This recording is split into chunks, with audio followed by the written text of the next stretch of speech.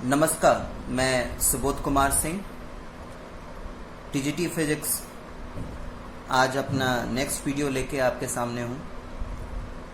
इससे पहले वाले सेकेंड वीडियो में हमने ओम्स लॉ, रेजिस्टेंस और रेजिस्टेंस के बारे में बहुत डीपली गए थे और मैं लास्ट फ्यू मिनट्स का मैं आपको सेकेंड वीडियो का डिस्कशन भी बता दूं। मैंने उसमें आप लोगों को रेजिस्टेंस किन किन चीज़ों पर डिपेंड करता है उसके बारे में पढ़ाया था। उसमें से फर्स्ट ऑफ ऑल हम दो रिलेशन को लेंगे। एक तो हम ये लेंगे कि रेजिस्टेंस जो है वो लेंथ के डायरेक्टली प्रोपोर्शनल है, और दूसरा रिलेशन हम ये लेंगे रेजिस्टेंस जो है वो एरिया के इनवर्सली प्रोपोर्शनल है। मैं इन दोनों का मतलब आपको समझा दूं।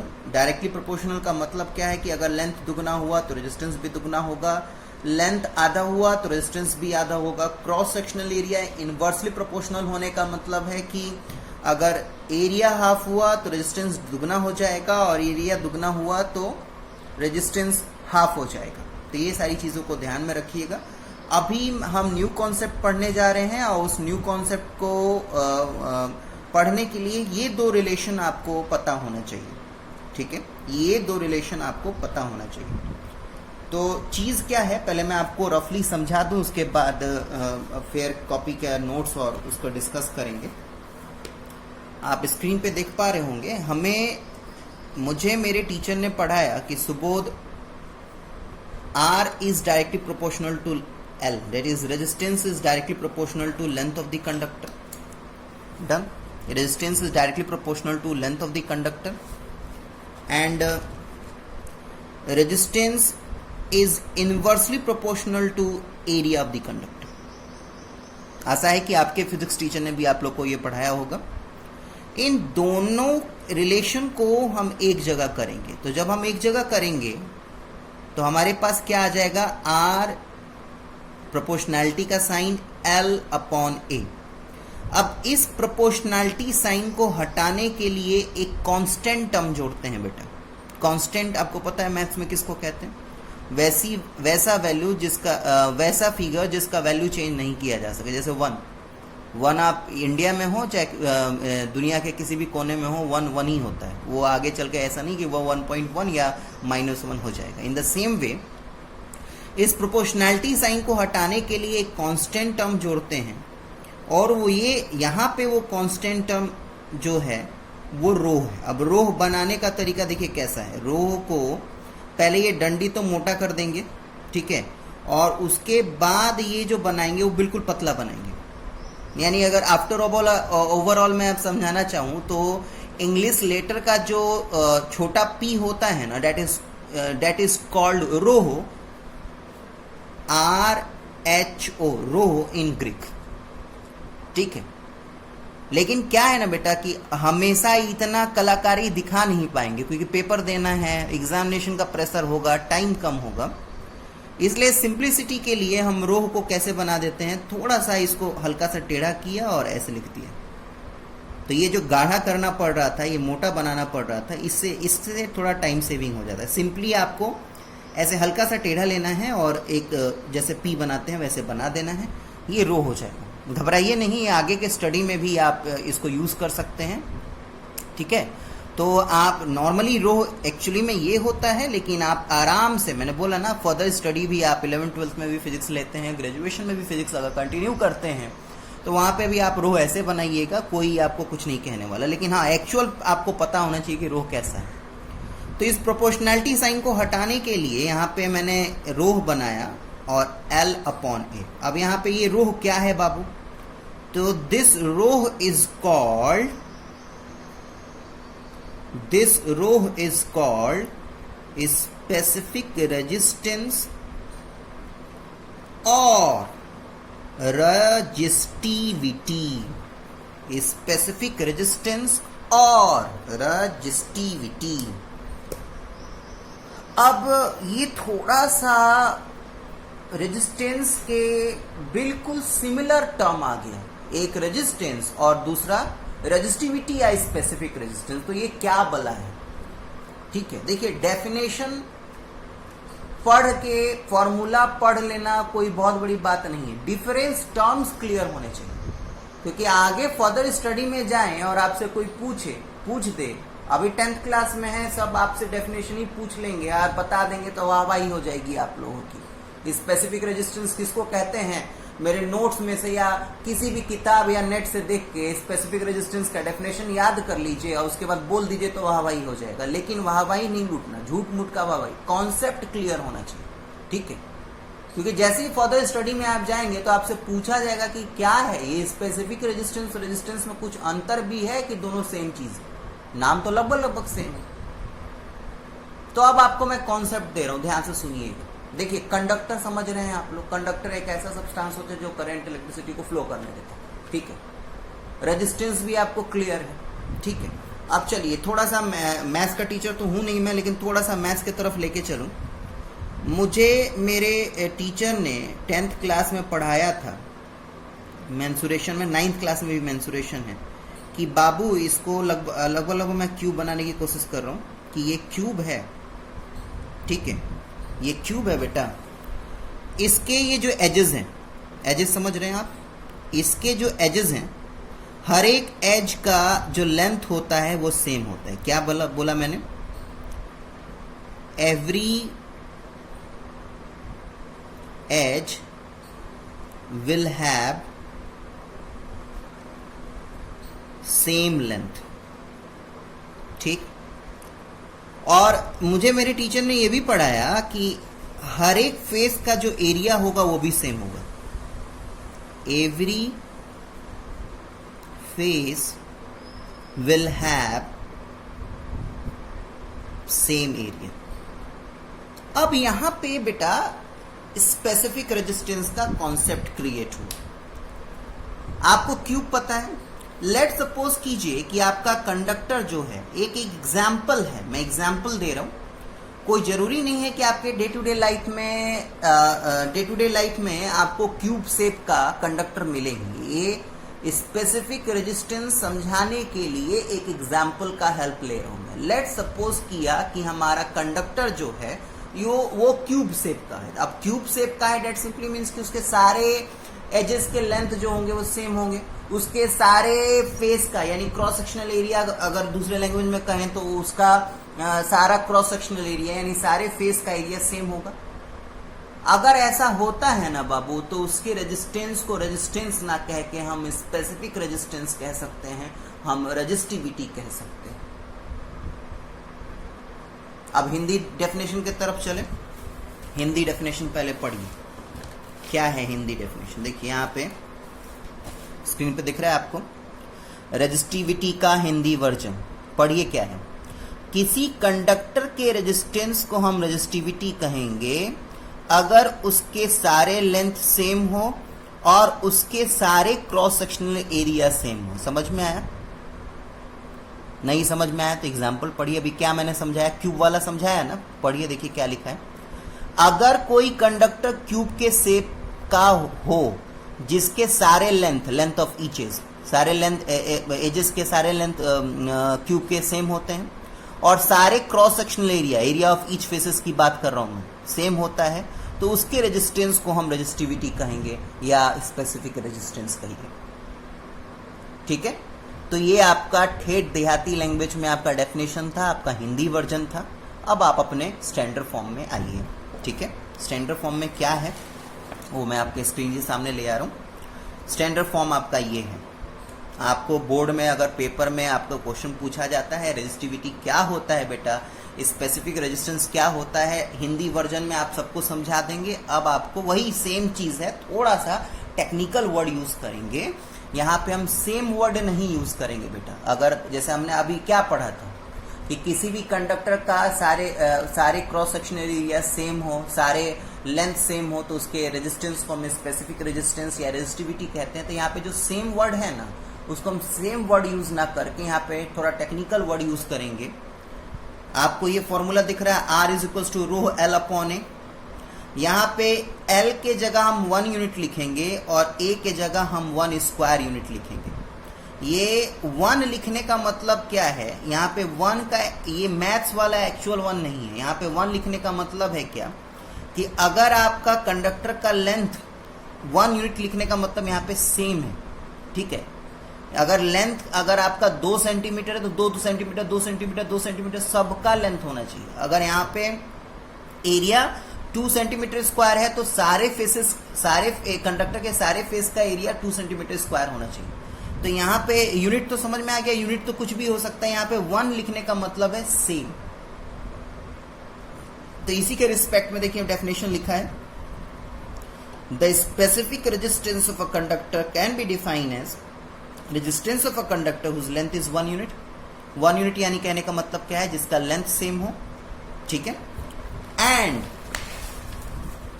And area of cross section is 1 square unit. Area of cross section is 1 square unit, यानी कहने का मतलब क्या है कि आपका एरिया ऑफ क्रॉस सेक्शन जो है ये 1 स्क्वायर यूनिट जो आपको दिख रहा है, ये 1 स्क्वायर यूनिट 1 नहीं है, मतलब कहने का मतलब क्या है, सेम। डन डन बेटा, आगे बढ़े। नेक्स्ट, अब ऐसा यूनिट की बात करते हैं। तो ऐसा यूनिट की बात करेंगे बेटा, तो थोड़ा सा मैं कॉपी का हेल्प लूं। आप स्क्रीन पे देखिए, फॉर्मूला मुझे पढ़ाया गया, ऐसा यूनिट थोड़ा डिराइव करने भी आना चाहिए, ताकि भूल जाए तो फॉर्मूला याद रहे तो आप आराम से यूनिट लिख सकें। हमें पढ़ाया गया है R is equals to rho L upon A, ठीक है।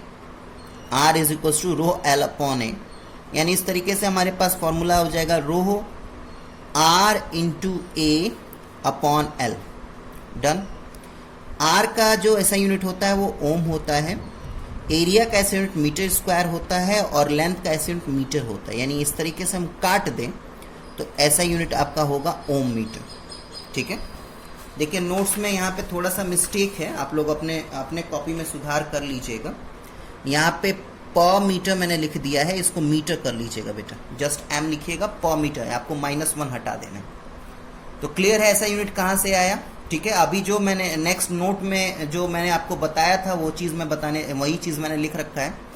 रो ऐसे बनाते हैं, दिख रहा है, लेकिन सिंप्लिसिटी के लिए हम रो ऐसे बनाते हैं, ठीक है। एक्चुअल में जो ग्रीक वर्ड का रो है वो ऐसे दिखता है, ऐसे बनाते हैं, लेकिन सिंप्लिसिटी के लिए आप ये बनाएंगे, क्योंकि जैसे जैसे बेटा फर्दर स्टडी में जाएंगे ना, सिलेबस बढ़ेगा, वहाँ पे प्रेशर बढ़ेगा, ठीक है। यहाँ पे क्या समझाना चाह रहा हूँ मैं, यहाँ पे अभी मैंने ओरली समझाया था, मैं आपको लिख के भी समझा दूँ, लिखने से थोड़ा ज़्यादा क्लियर होता है। स्क्रीन पे देखिए, स्क्रीन पे देखिए आराम से। यहाँ पे कहने का मतलब क्या है, लेट सपोज कीजिए कि लेंथ इनिशियली आपका 1 सेंटीमीटर है। ये जस्ट एग्जाम्पल दे रहा हूँ, बात को ध्यान से सुनना है और समझने की कोशिश करना है, ठीक है। लेट सपोज किया कि 1 सेंटीमीटर हटा ही देता हूँ मैं। लेट सपोज किया कि लेंथ मेरा अगर x मीटर है और रेजिस्टेंस मेरा y ओम है। डन। अगर मैंने लेंथ को दुगना कर दिया, यानी लेंथ मेरा 2x मीटर हुआ, तो रेजिस्टेंस भी मेरा दुगना हो जाएगा। डन। और समझिए, अगर मैंने लेंथ को आधा कर दिया, लेंथ को मैंने आधा कर दिया, तो रेजिस्टेंस भी मेरा आधा हो जाएगा। ये क्यों हो रहा है बेटा, क्योंकि रेजिस्टेंस जो है वो इन्वर्सली प्रोपोर्शनल होता है, सॉरी डायरेक्टली प्रोपोर्शनल होता है लेंथ के, ठीक है। अब वहीं पे एरिया की बात करें तो रेजिस्टेंस जो है वो इन्वर्सली प्रोपोर्शनल होता है एरिया के। तो लेट सपोज कीजिए कि एरिया अगर आपका इनिशियली x मीटर स्क्वायर है और रेजिस्टेंस जो है वो आपका y ओम है, और नेक्स्ट स्टेप में अगर आपने एरिया को 2x कर दिया, 2x मीटर स्क्वायर कर दिया, तो रेजिस्टेंस आपका आधा हो जाएगा, ठीक है। और अगर आपने एरिया को आधा कर दिया, ठीक है, तो रेजिस्टेंस आपका दुगना हो जाएगा। इस बात का ध्यान रखिए। तो इस बेटा बहुत इंपॉर्टेंट कॉन्सेप्ट समझा रहा हूं मैं। अभी नेक्स्ट वीडियो में जब मैं न्यूमेरिकल समझाऊंगा तो आपको इसका इंपॉर्टेंट समझ में आ जाएगा। डायरेक्ट न्यूमेरिकल आता है इस पे। इस ओम्स लॉ की बात करें तो बोर्ड में इस फॉर्मूले पे डायरेक्ट फॉर्मूला न्यूमेरिकल आता है, तो जरा बिल्कुल ध्यान से समझिएगा। रिलेशन आपको याद रखना है, डायरेक्टली है तो डायरेक्टली में होता क्या है कि जैसे जैसे आप इसको चेंज करेंगे वैसे वैसे ये भी चेंज होता जाएगा। दुगना किया तो दुगना, तिगुना किया तो तिगुना हो जाएगा, 10 गुना कर दिया तो 10 गुना हो जाएगा, ठीक। लेकिन इसमें क्या है, इसमें इन्वर्सली प्रोपोर्शनल का मतलब क्या है कि अगर इसमें आप मल्टीप्लाई करते जाएंगे तो ये डिवाइड होता जाएगा, यानी ये अगर बढ़ेगा तो ये घटेगा और ये घटेगा तो ये बढ़ेगा बाबू। तो ये ध्यान में, अभी फिलहाल कॉन्सेप्ट ये ध्यान में रखिएगा। जब न्यूमेरिकल समझाऊंगा तो आपको फॉर्मूला न्यूमेरिकल को कैसे हैंडल करना है वो भी समझाऊंगा मैं, ठीक है। तो यहाँ पे जो आप देख पा रहे होंगे स्क्रीन पे, यहाँ पे मैंने उसी चीज को लिखा है, ठीक है, पढ़ लीजिएगा, ठीक है। आगे हिंदी वर्जन हमने पहले ही डिस्कस कर लिया इंग्लिश वर्जन से पहले। अब बारी आती है बेटा रोह और रेजिस्टेंस के बीच में अंतर क्या है। देखिए ये तो सीधा सीधा अब क्लियर हो गया कि जो हमने रेजिस्टिविटी, जिसको हम स्पेसिफिक रेजिस्टेंस कहते हैं, उसको डिफाइन करने के लिए हमने रोह का रेजिस्टेंस का हेल्प ले लिया। लेकिन कहीं ना कहीं तो कुछ ना कुछ तो डिफरेंस होगा ना बाबू। तो क्या डिफरेंस है, क्या डिफरेंस है, ठीक है। तो इससे पहले कि मैं आगे बढ़ूं, आपको कुछ चीजें समझाना चाह रहा हूं। उस चीज को जरा ध्यान से गौर से स्क्रीन पे देखिएगा और समझने की कोशिश कीजिएगा। मैं जो अभी मैंने पढ़ाया है उसी फॉर्मूले की बात करूं मैं। हमें अभी पढ़ाया गया क्या कि R is equals to rho L upon A। अब ये रोह क्या है बेटा, it is constant of proportionality. क्या? Constant of proportionality. क्या? कांस्टेंट ऑफ प्रोपोर्शनैलिटी, यानी it is a constant, it is a constant. यानी कहने का मतलब क्या है कि अगर आप लेंथ चेंज करेंगे तो रेजिस्टेंस चेंज होगा, एरिया चेंज करेंगे तब भी रेजिस्टेंस चेंज होगा, लेकिन रजिस्टिविटी पे कोई प्रभाव नहीं पड़ेगा। Why? Because it is constant of proportionality. और कांस्टेंट टर्म को किसी भी टर्म और कंडीशन में चेंज आप नहीं कर सकते, इस बात का ध्यान रखें। डन। एक बार फिर से दोहराऊं, मैंने कहा क्या कि अगर आप इस फॉर्मूले के अकॉर्डिंगली देखें तो resistivity is constant of proportionality and it can not be changing either length और एरिया, क्योंकि लेंथ और एरिया को चेंज करेंगे तो रेजिस्टेंस नो डाउट चेंज होगा। कैसे चेंज होगा अभी मैंने डिस्कस किया था, लेकिन रेजिस्टिविटी चेंज नहीं करेगा बाबू। शर्त क्या है? शर्त यही है कि रेजिस्टिविटी चेंज तभी करेगा जब आपका टेम्परेचर चेंज करेगा। टेम्परेचर अगर चेंज करता है तो रेजिस्टिविटी चेंज करेगा, नहीं तो लेंथ और एरिया को चेंज करने से रेजिस्टिविटी चेंज नहीं करेगा। It is the property of the conductor. Her conductor का एक प्रॉपर्टी होता है कि वो कितने हद तक करंट को रेजिस्ट कर सकता है, ठीक है।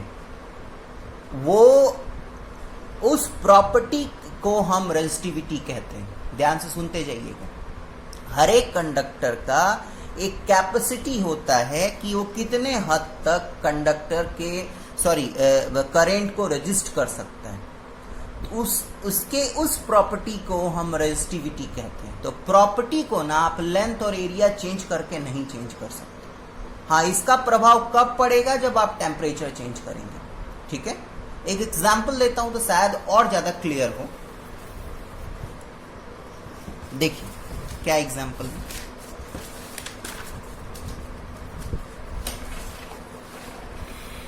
ध्यान से देखिए, ये सेकेंड पॉइंट है। पढ़िए क्या लिखा। Actually rho is the characteristic property of the material of the conductor and varies only if the temperature changes. जैसे कि कॉपर वायरिंग 100 मीटर उसका लेंथ है और एरिया जो है वो 2.5 × 10⁻⁶ मीटर, ये टर्म और कंडीशन। तो उसकी रेजिस्टिविटी कितनी होगी? ये होगी। दिख रहा है आपको साफ साफ। रेजिस्टेंस कितना होगा? इतना होगा। अब क्या होगा जब इसका लेंथ और एरिया चेंज करेंगे? नो डाउट लेंथ दुगना करेंगे तो रेजिस्टेंस दुगना होगा, लेंथ आधा करेंगे तो रेजिस्टेंस आधा होगा, एरिया दुगना करेंगे तो रेजिस्टेंस आधा होगा। एरिया हाफ करेंगे तो रेजिस्टेंस दुगना होगा, नो डाउट, इसमें कोई डाउट मत रखिएगा। लेकिन रोह इतना ही रहेगा अगर आपने टेम्परेचर कांस्टेंट रखा। टेम्परेचर चेंज करेंगे तभी जाके आपकी रेजिस्टिविटी चेंज करेगी। बात समझ में आया बेटा?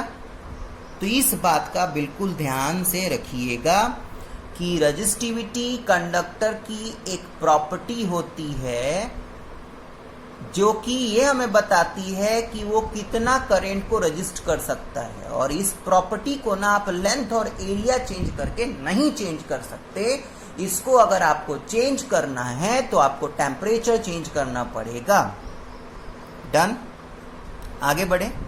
नेक्स्ट आपका JFK है। देखिए बाबू, ओम्स लॉ खत्म हो गया, जितना मेन चीज था वो मैंने पढ़ा दिया। ओम्स लॉ खत्म हो चुका है, ठीक है। अब इसमें न्यूमेरिकल बनाना है, इसके क्वेश्चन डिस्कस करने हैं, ठीक।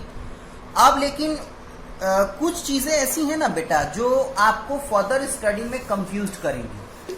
रेजिस्टेंस पढ़ लिया, रेजिस्टिविटी पढ़ लिया, रजिस्टर भी पढ़ लिया, लेकिन पता नहीं चल रहा है कि क्या किसको रजिस्टर कहें, क्या कहें, किसको नहीं कहें, ठीक है।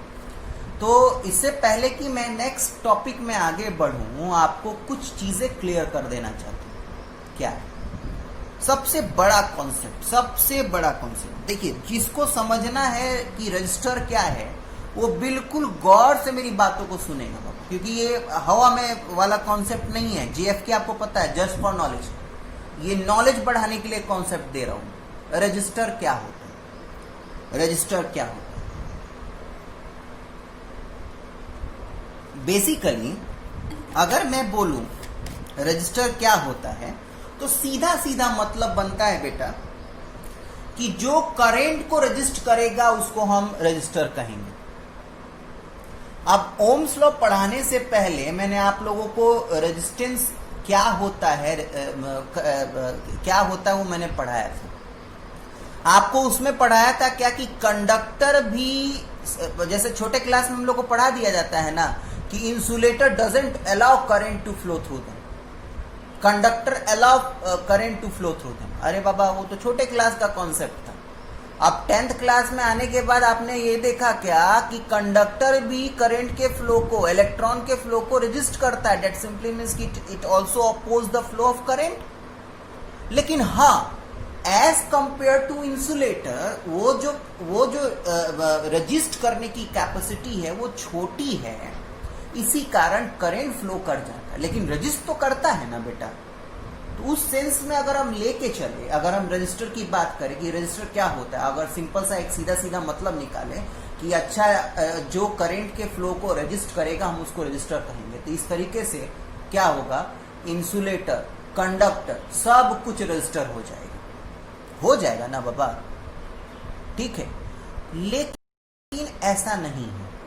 अपने पढ़ाई को हम सिंप्लिसिटी भी, हमें अपने पढ़ाई को अपने डे टू डे लाइफ में जो हम टर्म्स यूज कर रहे हैं उसको भी सिंपल बनाना है। एक जैसे छोटा सा एग्जांपल और दूंगा, इतना तो क्लियर हो गया ना कि कंडक्टर भी करंट को रेजिस्ट करता है, ये तो क्लियर है। ओम्स लॉ वाले वीडियो में देखिएगा, बहुत अच्छे तरीके से मैंने समझाया था।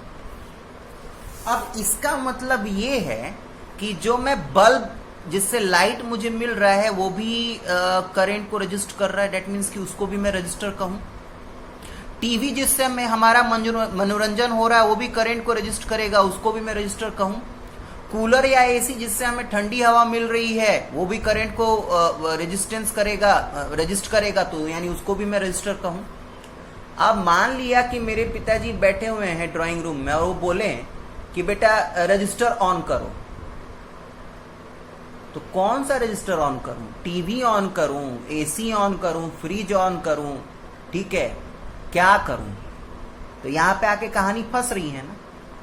तो ठीक है, एक तरफ आप सारे इलेक्ट्रिक एप्लियंसेस को, आप पंखे को, आप वायर को, आप फ्रिज को, एसी को, कूलर को, जितना इलेक्ट्रिक एप्लियंसेस आप यूज करते हैं सबको रजिस्टर कह सकते हैं, because they are made up of conductor, और कंडक्टर भी करंट को रजिस्ट कर सकता है।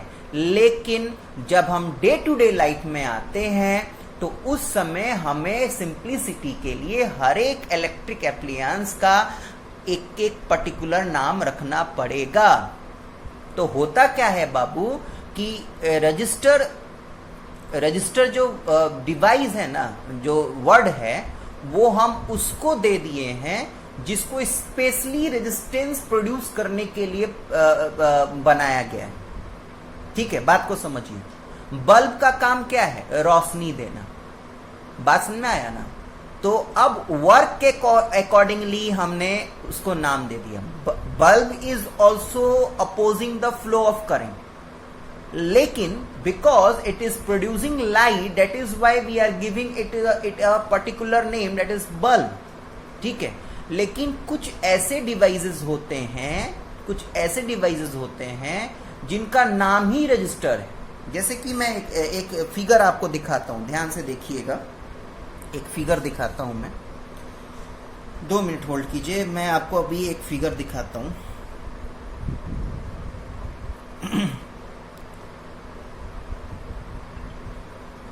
देखिए, इस तरीके का देखा है आपने? देखा है बाबू? ये मदरबोर्ड, कंप्यूटर का मदरबोर्ड देखें, या आपने फोन का चार्जर जो खराब है उसको तोड़ के देखिएगा, या जो भी तरीके का इलेक्ट्रिक एप्लियंसेस होता है ना बेटा, सब में इस तरीके का सर्किट बना हुआ रहता है। इसको मदरबोर्ड कहते हैं। टीवी में भी होता है, एसी में भी होता है, छोटा बड़ा सब, जितने इलेक्ट्रिक एप्लियंसेस होते हैं ना, सब में होता है। ठीक है, तो अब क्या है, इस तरीके का मदरबोर्ड अगर आपको देखने को मिले, और ये जो चीज आपको दिख रहा है, ये चीज दिख रहा है आपको, इसको हम रजिस्टर कहते हैं। और ये जो धारी धारी सा बना हुआ है ना, ये कलर बैंड है। कलर बैंड के हेल्प से हम इस रजिस्टर के रेजिस्टेंस को कैलकुलेट कर सकते हैं। ये पढ़ेंगे आप लोग 12th क्लास में।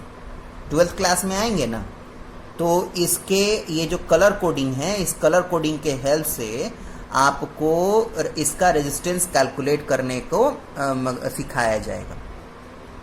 तो बात समझ में आया ना? तो ये जो आपको दिख रहा है, ये स्पेशली रेजिस्टेंस प्रोड्यूस करने के लिए यूज किया जाता है। इसलिए जब आप डे टू डे लाइफ में आएंगे ना, दुकान में जाएंगे, इलेक्ट्रिक दुकान में जाएंगे, बोलेंगे रजिस्टर दीजिए, तो आपको यही निकाल के देगा वो। टीवी, फ्रिज, पंखा और कूलर निकाल के नहीं देगा। बात समझ में आ रहा है ना? तो एक तरफ आप अपने पढ़ाई को लेके चलिए। एक तरफ आपका पढ़ाई में क्या किया गया, एक तरफ आपको पढ़ाई में बताया गया है बाबू कि देखते रहिएगा, मेरी बातों को समझते रहिएगा। एक तरफ आपको पढ़ाई में बताया गया क्या कि everything which we are talking about in physics, either it is insulator और conductor, it oppose the current. ठीक है, and the thing which oppose the current can be called as resistor. But when we talk about in day to day life, then we can't say everything as a resistor. हम सारी चीजों को हम register नहीं कह सकते, नहीं तो हम कंफ्यूज होने लगेंगे। तो हमने क्या किया कि उसके फंक्शनिंग के अकॉर्डिंगली हमने उसका नाम दे दिया। पंखा ठंडा हवा दे रहा है तो एसी कूलर का नाम दे दिया। ठीक है, गाना बज रहा है, पिक्चर दिख रहा है तो उसको टीवी का नाम दे दिया। रोशनी दे रहा है तो बल्ब का नाम दे दिया। हाँ, और ये जो आपको स्क्रीन पे दिख रहा है, ये स्पेशली रेजिस्टेंस प्रोड्यूस करने के लिए काम करता है, इसलिए डे टू डे लाइफ में हम इसको रजिस्टर कहते हैं। तो मुझे जहां तक लग रहा है आपको सारी बातें क्लियर हो गई होंगी कि मैं क्या कहना चाह रहा हूं। देखो बेटा, कॉन्सेप्ट क्लियर होना चाहिए, नो डाउट, बिल्कुल बेहिचक कहिए, no doubt, there is no doubt कि a TV, any electric appliances can be called as resistor, but when we comes in our real life, in day to day life, then we can't say everything as a register. We cannot pronounce it as a register because that everything is having definite function and we name that things as according to that function. ठीक है, ताकि हम जब market में कुछ खरीदने निकले तो रजिस्टर बोले तो रजिस्टर ही मिले हमें, टीवी बोले तो टीवी ही दे, फिर कंफ्यूजन ना क्रिएट हो एक तरीके से।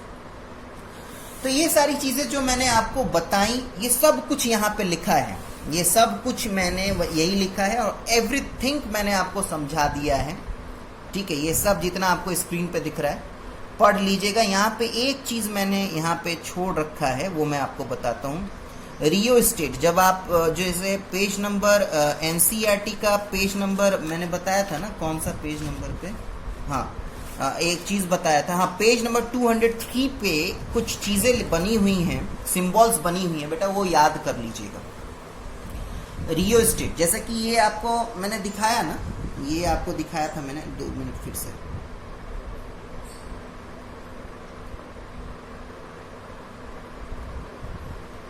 खुल जा।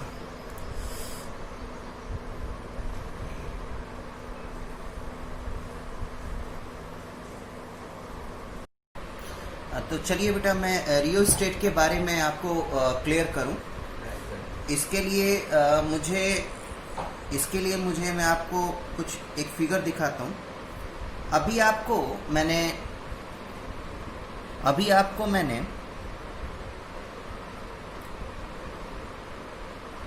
मैंने बेटा रजिस्टर का डायग्राम दिखाया था। मैं एक बार फिर से दिखा दूं रजिस्टर का डायग्राम। अभी मैंने आपको रजिस्टर का डायग्राम दिखाया था।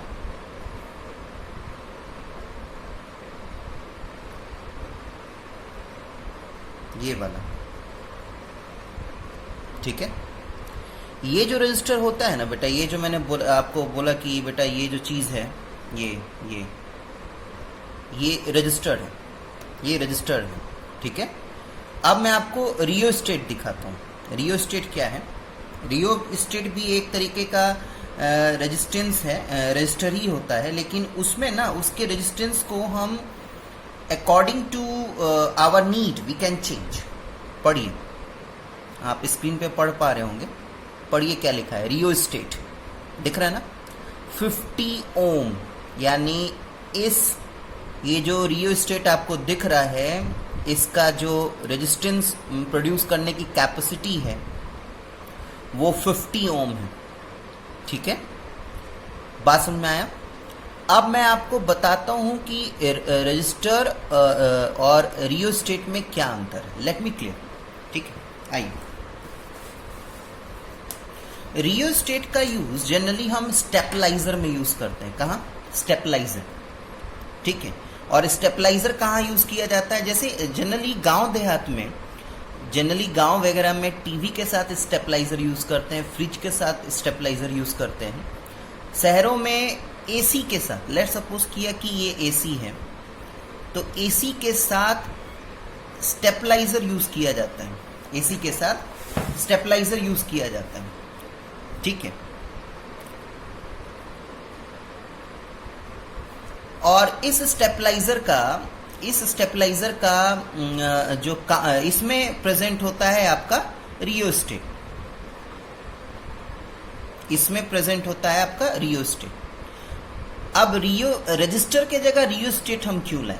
एक्चुअली में जब आप पेज नंबर 203 खोलेंगे तो उसमें आपको डिफरेंट फिगर मिलेगा, उसको मैं पहले क्लियर कर दूं।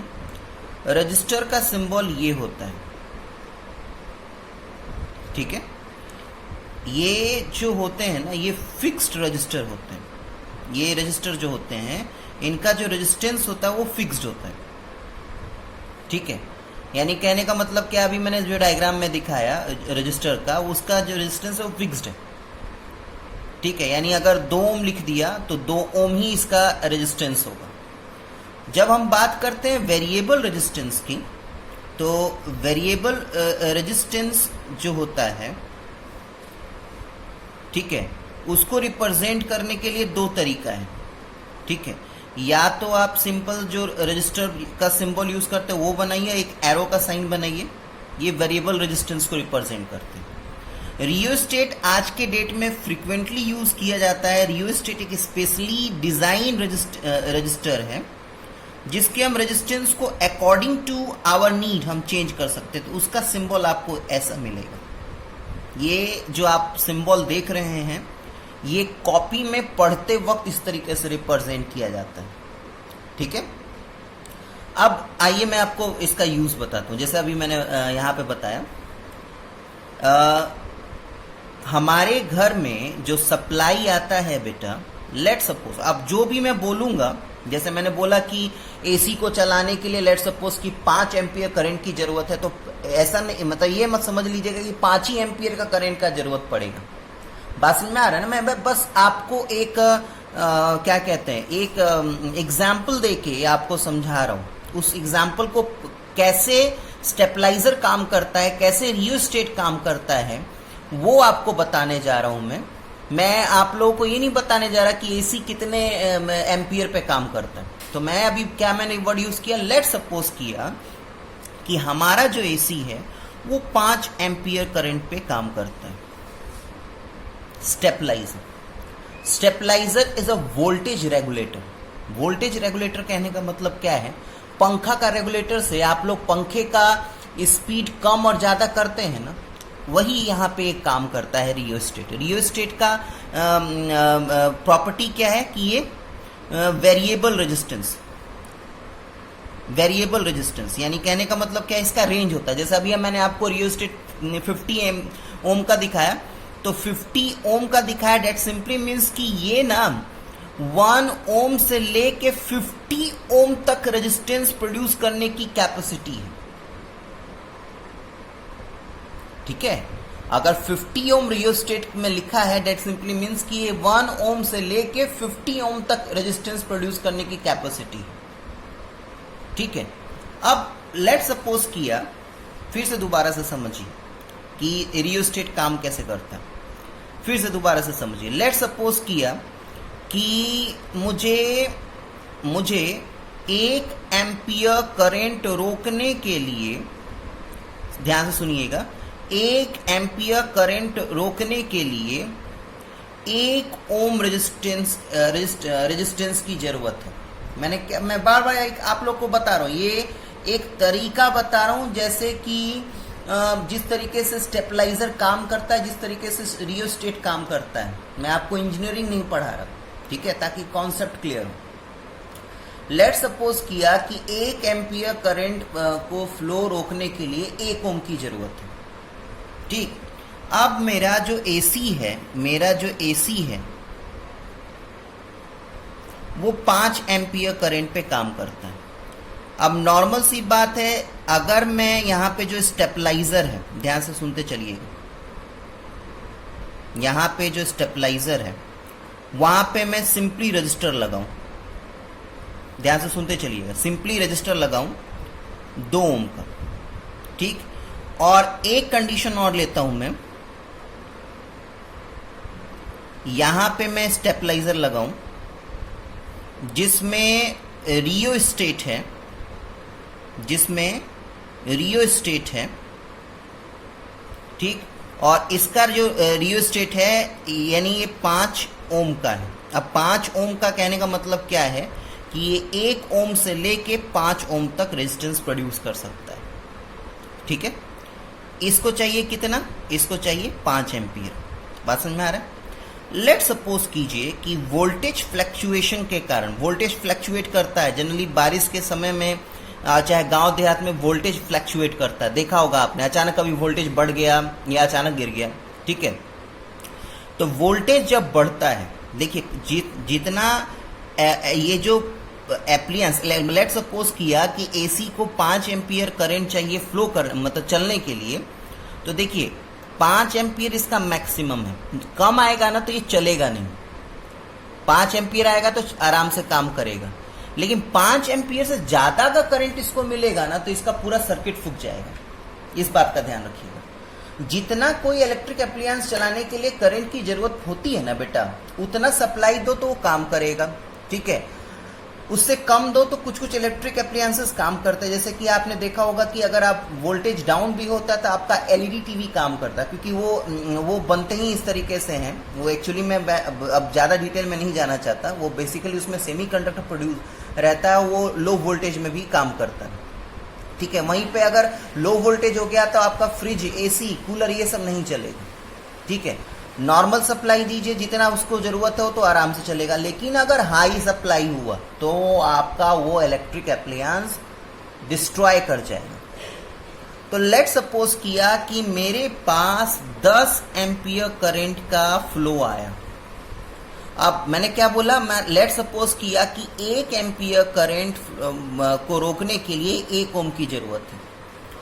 अब ये जो स्टेबलाइजर है जिसमें आपने फिक्स रजिस्टर बनाया, अब फिक्स रजिस्टर की कैपेसिटी कितनी है, 2 ओम। ठीक है, अब फिक्स्ड रेजिस्टर की जब कैपेसिटी 2 ओम है, यानी कहने का मतलब क्या, ये 2 ही ओम रोक पाएगा ना। यहां पे कितना पहुंचेगा, 8 एम्पियर। ठीक है, क्या एसी झेल पाएगा, नहीं झेल पाएगा। यानी कहने का मतलब क्या है कि अब हमें ऐसे रेजिस्टर की जरूरत है जिसके रेजिस्टेंस को फ्लैक्चुएट कर सकते हैं, चेंज कर सकते हैं। ठीक है, अब आ जाइए। तो अब मैंने क्या बनाया, मैंने एक ऐसा स्टेबलाइजर लिया जिसमें रियोस्टेट था। अब क्या हुआ कि अगर इसमें 10 एम्पियर करंट का फ्लो है तो ये 5 ओम रेजिस्टेंस प्रोड्यूस करके 5 एम्पियर करंट के फ्लो को रोक देगा, 5 एम्पियर यहां पे फ्लो करने देगा। बात क्लियर है। अगर मान लिया कि यहां पे 8 एम्पियर करंट का फ्लो है तो ये क्या करेगा, 2 ओम रेजिस्टेंस प्रोड्यूस करेगा और यहां पे 2 नहीं 3 ओम रेजिस्टेंस प्रोड्यूस करेगा और यहां पे 5 एम्पियर करंट फ्लो करने देगा। वहीं पे अगर मान लिया फिक्स्ड रहा, अगर लेट सपोज किया कि यहाँ पे 8 एम्पियर करंट का फ्लो है तो ये दो ही ना एम्पियर करंट रोक पाएगा, यानी यहाँ पे अभी भी 6 एम्पियर पहुंचेगा। ये अभी भी आपके एसी को डिस्ट्रॉय कर सकता है। तो इस तरीके से ध्यान रखिएगा कि जैसी आवश्यकता है वैसे डिवाइसेस बनाते हैं। ठीक है, तो ओवरऑल मैंने बहुत कुछ आप लोगों को बता दिया रजिस्टर के बारे में, सब कुछ क्लियर है। और जो आपको मैं स्क्रीन पे दिखा रहा हूँ ये सब कुछ मैंने यहाँ पे लिख रखा है, जो भी मैंने आप लोगों को इससे प्रीवियस मतलब इससे कुछ मिनट्स पहले जो मैंने बात बताई कि सारे इलेक्ट्रिक एप्लियंस को हम इज अ रजिस्टर, लेकिन हम उसको रजिस्टर नहीं कह सकते। कुछ स्पेशली डिजाइंड इलेक्ट्रिक एप्लियंस है जिसको पर्टिकुलर, जिसका फंक्शन ही है रेजिस्टेंस प्रोड्यूस करना, उसको नाम दिया है रजिस्टर। रजिस्टर का भी डायग्राम दिखा दिया, रियोस्टेट का भी काम बता दिया, रियोस्टेट का भी डायग्राम दिखा दिया। अब आते हैं नेक्स्ट आपके डिवाइस पे, गैल्वेनोमीटर दिख रहा है आपको, गैल्वेनोमीटर। जब तक आप स्टेटमेंट पढ़िए मैं आपको डायग्राम बताता हूं, दिखाता हूं। सर गैल्वेनोमीटर जो मैं जब तक डायग्राम निकाल रहा हूं आप लोग ध्यान से सुनते रहिए मेरी बात को। गैल्वेनोमीटर बेटा एक ऐसा डिवाइस है ना जो आपके सर्किट में करंट फ्लो कर रहा है या नहीं वो आपको बताता है। जस्ट उसका काम यही होता है, नथिंग एल्स। ये आपके स्कूल लैब में आराम से आपको दिख जाएगा, दिख रहा है, ठीक है, दिख रहा है ना यहाँ पे G फॉर गैल्वेनोमीटर। तो ये गैल्वेनोमीटर है बेटा, ठीक है। इस तरीके का आप जो चीज़ है ना जनरली आप देखे होंगे जो मोबाइल फ़ोन बनाते हैं, ठीक है, जो एसी वालों के पास तो थोड़ा एडवांस का होता है, उनके पास गैल्वेनोमीटर नहीं मिलता। जो मोबाइल फ़ोन बनाते हैं या जो टीवी रिपेयर करते हैं उनके पास आपको ये दिख जाएगा। वो देखे होंगे क्या कि वो मदरबोर्ड पे ना ऐसे टच कर करके चेक करते हैं। तो जहाँ पे टच किया कांटा, ये जो कांटा दिख रहा है आपको हिल गया, दैट सिंपली मीन्स कि वहाँ के सर्किट पे करंट फ्लो कर रहा है। और जहाँ पे ये जो कांटा है हिल नहीं रहा, दैट सिंपली मीन्स कि वहाँ पे करंट फ्लो नहीं कर रहा। फिर उस मदरबोर्ड के पार्ट के सर्किट को वो रिपेयर करते हैं, ठीक है। तो इसका काम जस्ट है कि आपके सर्किट में जो करंट फ्लो कर रहा है या नहीं कर रहा, दैट वही बताना, ठीक है। नेक्स्ट है आपका एमीटर। एमीटर का भी डायग्राम लगभग इसी की तरह दिखेगा आप लोगों को, कोई ज़्यादा ये नहीं है, लेकिन हाँ जब आप ध्यान से देखेंगे तो आपको सब कुछ क्लियर दिखेगा। देखिए दिस ए फॉर एमीटर, ये जो है ये आपके दिख रहा है सारा फिगर, आराम से देखिए। ये जितने आपको चीज़ें दिखा रहा हूं मैं, ये आराम से आपके स्कूल के लैब में दिख सकता है आपको। इसका काम क्या है बाबू, इसका काम है कि सिर्फ और सिर्फ आपके सर्किट में करंट फ्लो कर रहा है सिर्फ बताना नहीं, कितना एम्पियर का करंट फ्लो कर रहा है वो भी बताएगा। डन। अच्छा, जब ये डेफिनेशन पढ़ने के बाद जब आप यहाँ पे नीचे आएंगे ना तो आप पढ़ पाएंगे क्या कि why ammeter is connected in series. ये मैं अभी रोक के रख रहा हूँ, ये इसलिए रोक के रख रहा हूँ क्योंकि मुझे जब तक आपको सीरीज और पैरेलल कॉम्बिनेशन का डेफिनेशन उसके बारे में डीपली डिस्कशन नहीं करेंगे ना बेटा, तो अभी जितना भी मैं समझा दूंगा सब आपको इंग्लिश लगेगा, हिंदी में भी समझाऊंगा ना तो आपको समझ में नहीं आएगा। तो अभी फिलहाल इस वीडियो में आप एमीटर का डेफिनेशन जानिए कि एमीटर क्या है। एमीटर जो है एक ऐसा डिवाइस है जो आपके सर्किट में जो करंट फ्लो कर रहा है या नहीं कर रहा वो बताएगा, और साथ साथ में कितने एम्पियर का करंट फ्लो कर रहा है वो भी बताएगा। इसको सीरीज में ज्वाइन करते हैं। क्यों ज्वाइन करते हैं, किस लिए ज्वाइन करते हैं? जब सीरीज कॉम्बिनेशन और पैरेलल कॉम्बिनेशन पढ़ा दूंगा मैं, तब आपको मैं पक्का है कि क्लियर करूंगा। Next, volt meter. Volt meter भी गैल्वेनोमीटर और एमीटर की तरह ही मैं फिगर दिखा रहा हूं होता है, ठीक है। और उस पर बस आपको V लिखा रहेगा, ठीक है। मैं दिखाता हूं डायग्राम आपको, ये देखिए, this one is volt meter, sorry ये तो मैं एक हाँ दिस ये वाला वोल्ट मीटर, ये वाला ये आप स्कूल में देख पाएंगे, ठीक। वो डायग्राम मैंने क्यों लिया था मैं बताऊंगा। दिख रहा है ना, V फॉर वोल्ट मीटर। लगभग गैल्वेनोमीटर, एमीटर, वोल्ट मीटर तीनों एक तरीके से दिखेगा, बस VAG उससे आप पहचान कर पाएंगे। वोल्ट मीटर आप डे टू डे लाइफ में देख सकते हैं। अगर AC में स्टेबलाइजर लगा हुआ है, ध्यान से मेरी बात को सुनिएगा, AC में स्टेबलाइजर लगा हुआ है, चाहे ध्यान से मेरी बात को बिल्कुल ध्यान से सुनिएगा, AC में स्टेबलाइजर लगा हुआ है तो उसमें कुछ इस तरीके का चीज आपको दिखेगा, ध्यान से देखिएगा। नहीं तो एक चीज और बता दूं मैं, मोटर समझते हैं ना, जिससे पानी निकालते हैं। पानी जनरली जो शहरों में जो अथॉरिटी के घर नहीं होते तो वहाँ पे वाटर सप्लाई नहीं होता, वहाँ पे बोरिंग किया जाता है, मोटर लगाया जाता है। अगर आपका मोटर बिल्कुल हाल फिलहाल में एडवांस लेवल का उसमें अगर बोर्ड लगा हुआ है, उसमें भी वोल्ट मीटर का रीडिंग दिया रहता है, इस तरीके का आपको दिखेगा। तो वोल्ट मीटर आप आराम से देख सकते हैं। ध्यान रखिएगा, वोल्ट मीटर भी रहता है और एमीटर भी रहता है। तो पहचान करने का तरीका मैं बता दूं, इस तरीके का बना रहेगा, इस तरीके का बना रहेगा,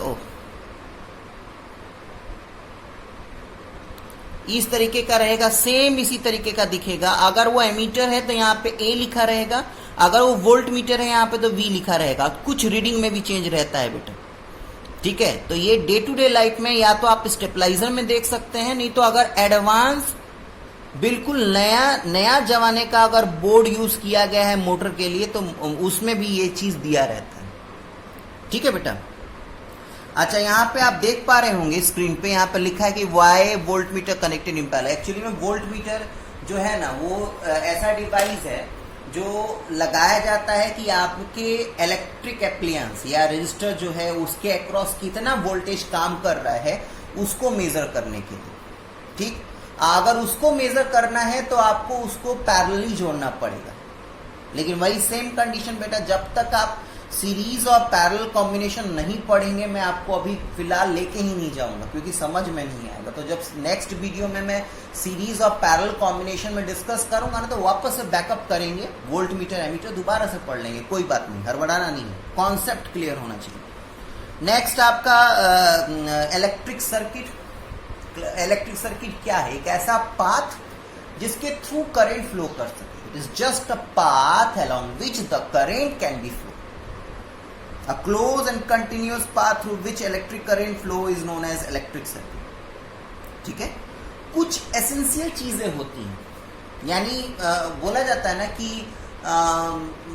एक स्टूडेंट का डेफिनेशन क्या है, तो एक स्टूडेंट का डेफिनेशन क्या है कि बेसिक चीजें होनी चाहिए कि उसके पास वो वेल प्रॉपर्ड यूनिफॉर्म में होना चाहिए, वो वेल बिहेवियर उसके अंदर होना चाहिए, डिसिप्लिन होना चाहिए, संस्कार होना चाहिए। तो these are the some most wanted term और condition for being a student. अगर आप स्टूडेंट हैं तो आपके पास ये एसेंशियल चीजें होनी चाहिए।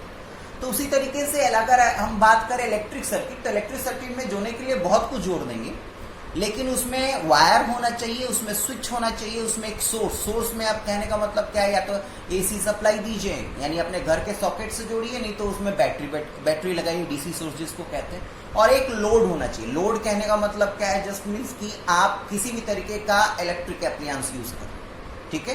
तो ये चार बेसिक चीजें हैं। क्या क्या बोला मैंने? वायर, स्विच, सोर्स डिपेंड करता है कि आपके पास क्या है, एसी है या डीसी है। और चौथा आपके पास लोड होना चाहिए। लोड मतलब वही ये थोड़ा फिजिक्स का टर्म है। लोड का कहने का मतलब डे टू डे लाइफ में कि कोई भी तरीके का आपके पास इलेक्ट्रिक अप्लायंस है। तो कोई आपसे पूछे ना कि what are the basic components of electric circuit, तो ये चार का नाम आपको बताना। Wire, switch, source and load, these are 4 essential component of electric circuit. अगर ये चार चीज आप लगाएंगे तभी आप कह सकते हैं कि वो इलेक्ट्रिक सर्किट है। अब बाकी तो बहुत कुछ जुड़ता है, आप उसमें एमीटर जोड़ सकते हैं, आप वोल्ट मीटर जोड़ सकते हैं, बहुत सारे लोड और भी जोड़ सकते हैं, लेकिन ये चार चीजें तो होनी चाहिए, ठीक है, तभी जाके आप करेंगे। देखिए मैंने नोट्स में भी बेटा लिख दिया है, आप देख पा रहे होंगे स्क्रीन पे, ठीक है, पेज नंबर 203 पे। अभी मैंने रियोस्टेट, वेरिएबल रेजिस्टेंस और फिक्स रेजिस्टेंस का आपको सिंबल बना के दिखा दिया था। बाकी सिंबल बढ़िया से पढ़ेंगे बेटा। इलेक्ट्रिक सर्किट दो तरीके का होता है, open circuit, close circuit. 8th class में आई थिंक पढ़ा होगा आपने। ऑफ कंडीशन में है तो ओपन सर्किट और ऑन कंडीशन में है तो क्लोज सर्किट। ध्यान रखिएगा, जब आप फिजिक्स की बात करें, जब आप इलेक्ट्रिसिटी की बात करें, तो जो ऑन और ऑफ है ना, उसको हमेशा ब्लॉक लेटर में लिखा करें। अब वो सेंटेंस के स्टार्टिंग में हो, बीच में हो या लास्ट में हो, जैसे मैंने यहाँ पे लिखा है। रनिंग लेटर मत यूज कीजिएगा। कुछ चीजें ऐसी हैं ना बेटा जो आपको फॉलो अप करना होता है, ठीक है। Circuit diagram, it is a systematic diagram which represent the relative position and connection of various circuit component represented by the symbol, ठीक है। आप जैसे कि एक ऐसा बेसिक चीज, ठीक है, एक ऐसा बेसिक डायग्राम जिससे हमें पता चले कि हमने कैसे चीज़ों को कनेक्ट कर रखा है, कैसे हमारा जो सर्किट है वो काम कर रहा है। ये थोड़ा सा मैं एक डायग्राम बना के दिखा दूं तो आपको क्लियर हो जाएगा। लेट्स सपोज किया कि मेरे पास एक बल्ब दे दिया गया और बोला गया क्या, मैंने क्या बोला था, कि चार चीज़ें बेसिक होती हैं, लोड, सोर्स, वायर और स्विच। तो मुझे वायर दे दिया गया, स्विच दे दिया गया, एक बैटरी दे दी गई, एक बल्ब दे दिया गया। बोला गया कि इसको जोड़िए, तो जोड़ के तो आप दिखाई देंगे, छोटे से आप करते आ रहे हैं। अब बोला जाएगा कि आप कॉपी पे रिप्रेजेंट कीजिए। तो कॉपी पे रिप्रेजेंट करने के लिए सबसे पहले तो आप एक लाइन बनाएंगे। ये लाइन आपका स्विच को रिप्रेजेंट करेगा। ब्रैकेट में डालेंगे तो ये आपका रिप्रेजेंट करेगा, लाइन आपका वायर रिप्रेजेंट करेगा। ब्रैकेट अगर आप डालते हैं तो ये आपका स्विच रिप्रेजेंट करेगा। बैटरी, तो बैटरी कहने का मतलब क्या है, देखिए ये एक बड़ा लाइन एक छोटा लाइन बना दिया तो ये होता है सेल, एक सेल। बैटरी यानी कॉम्बिनेशन ऑफ 2 और मोर सेल, तो एटलीस्ट 2 बनाना है क्योंकि बैटरी है। तो आप ध्यान रखिएगा, बड़ा और छोटा दोनों बनाना है। बड़ा छोटा तो डेट मीन्स एक सेल, फिर नेक्स्ट बड़ा छोटा यानी 2 सेल, तो 2 सेल जहां बनाया तो डेट वो बैटरी बन जाएगा। बल्ब आप देखिएगा, बल्ब आप एनसीईआरटी बुक में देखिएगा, बल्ब आपको ऐसे बनाना है, ठीक है, और फिर आपको ऐसे जोड़ देना है। तो ये चीजें बेसिक, मैंने क्या बोला, what is circuit diagram, what is circuit diagram पढ़िए क्या है। It is a systematic diagram which represent the relative position and connection of a various circuit component represented by there symbol, ठीक है। सिंबल के help से आप अपने connection को दिखाते जो है ना, जिस बेसिक डायग्राम से, उसको हम सर्किट डायग्राम कहते हैं, ठीक है। ध्यान रखिएगा, यहाँ पे ये ओपन सर्किट है इसलिए बल्ब ग्लो नहीं कर रहा है। जैसे ही आप स्विच ऑन करेंगे, स्विच ऑन कहने का मतलब यहाँ पे आपको एक डॉट बनाना है तो आपका बल्ब ग्लो करने लगेगा। तो बल्ब ग्लो करने लगेगा तो यानी आपको ऐसे भी दिखा देना है कि बल्ब आपका ग्लो कर रहा है। सब कुछ बेसिक है बेटा, और इसमें कलाकृति नहीं दिखानी है, ठीक है, सजावट नहीं करना। लेकिन हाँ, मैंने क्या बोला, अगर डायग्राम क्वेश्चन में लिखा गया सेल बनाइए तो सेल के लिए बस एक ही बनाइएगा, ये नहीं कि 3-4 बना दिया। ये आर्ट एंड ग्राफ नहीं है, इट इज अ फिजिक्स, ये फिजिक्स है बाबू। सेल बोला तो एक ही बनाना है, बैटरी बोला तो 2 या 2 से ज्यादा बनाना है, अब जितना इच्छा हो वो बना लीजिए, ठीक है। स्विच के लिए तो स्विच के लिए सिंबल ये ओपन स्विच है, ठीक, ये आपका क्लोज स्विच है, ठीक। ऐसे भी ब्रैकेट भी यूज कर सकते हैं, हायर स्टडी में ब्रैकेट यूज किया जाता है। ये ओपन स्विच है, ये क्लोज स्विच है, ठीक है। तो ये सारी चीजें आप लोग पेज नंबर 203 पे एनसीईआरटी में आराम से कर सकते हैं, ठीक है। देखिए ओम्स लॉ बेटा ये बहुत अच्छे तरीके से कंप्लीट हो गया। आई थिंक मैंने हर एक कॉन्सेप्ट को अच्छे तरीके से समझाया है। अगर तब भी नहीं समझ में आया तो आप प्लीज़ मुझे अपने डाउट सबमिट करें, मैं नेक्स्ट वीडियो में उसको सॉर्ट आउट करूँगा। और ये जो एमीटर वोल्ट मीटर का जो कनेक्शन है कि उस वोल्ट मीटर को पैरेलली कनेक्ट किया जाता है, एमीटर को सीरीज में कनेक्ट किया जाता है, ये सीरीज और पैरेलल कॉम्बिनेशन जब हम पढ़ेंगे नेक्स्ट वीडियो में, तो जैसे ही ये सीरीज और पैरेलल कॉम्बिनेशन का मैं बेसिक चीज़ें बता दूंगा, वापस से वो चीज़ आप लोग को वोल्ट मीटर एमीटर के बारे में बता दूंगा। तब तक आप लोग अपना ध्यान रखिए और पढ़ाई करते रहिए प्लीज़। धन्यवाद।